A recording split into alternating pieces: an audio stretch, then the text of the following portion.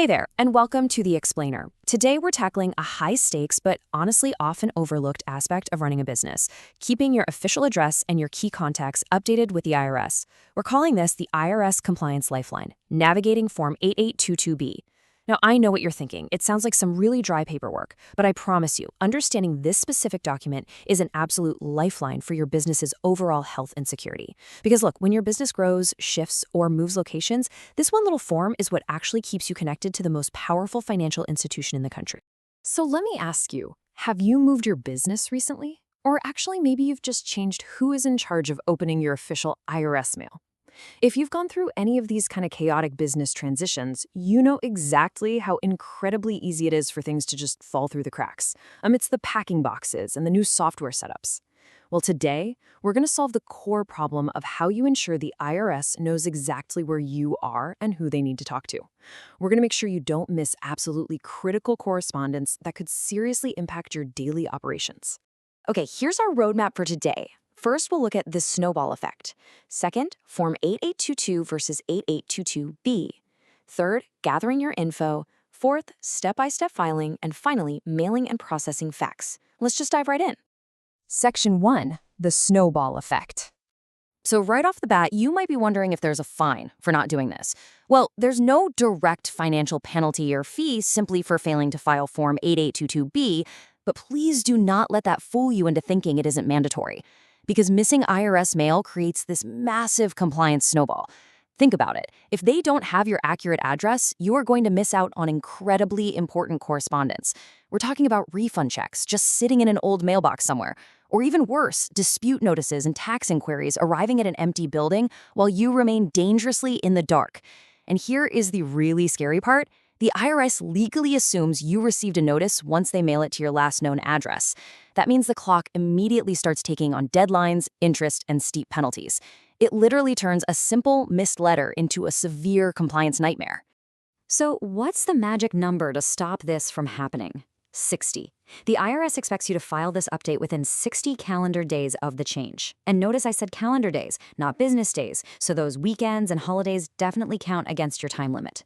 Whether it's a new mailing address, a move to a totally different physical location across town, or a change in your responsible party, you have a strict 60-day window. Filing this promptly keeps the mail flowing directly to the right place, stops those automatic penalties from kicking in, and totally cuts off that snowball effect before it even has a chance to start rolling.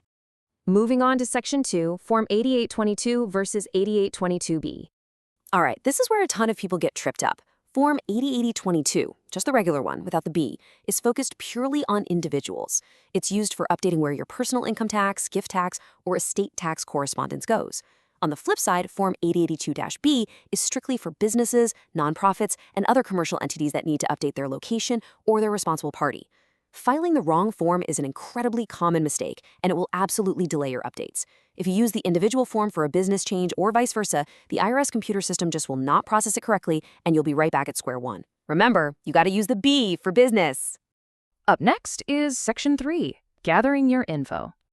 Before you even look at the form, let's get your ducks in a row. First things first, you need your legal business name. And listen carefully to this part. It must match your most recent tax return exactly. Even a tiny variation, like dropping an LLC or abbreviating the word company, can cause a frustrating processing delay where the system just kicks it right back to you. Next, you need your exact employer identification number, or EIN. You'll also need both your old mailing address that's currently on file and your brand new mailing address. Finally, if your responsible party has changed, you're going to need their full legal name, their title within the organization, and their social security number, or ITIN. Gathering all this documentation together right at the start ensures you aren't scrambling around for tax records halfway through the process. All right, let's get into the nitty-gritty. Section 4, step-by-step filing.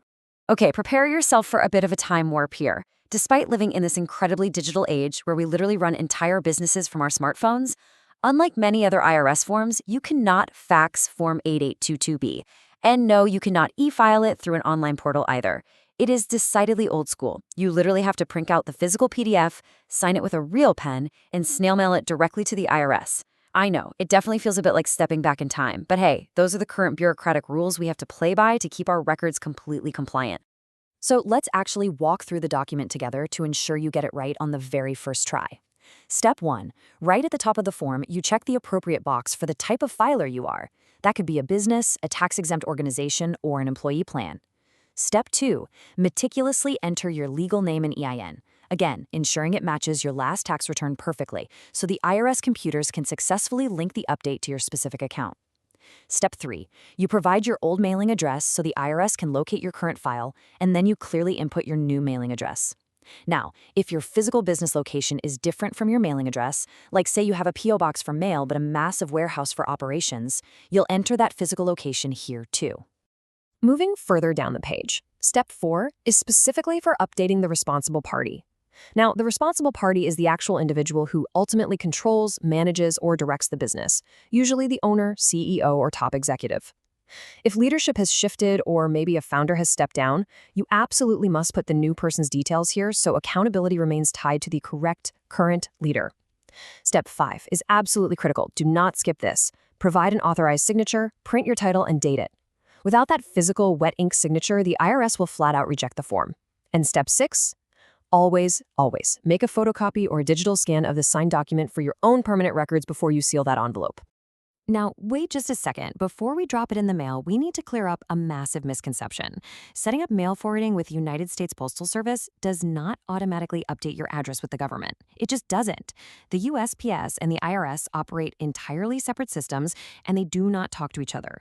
Relying on mail forwarding for IRS notices is a huge gamble because government mail often comes stamped with strict do not forward instructions.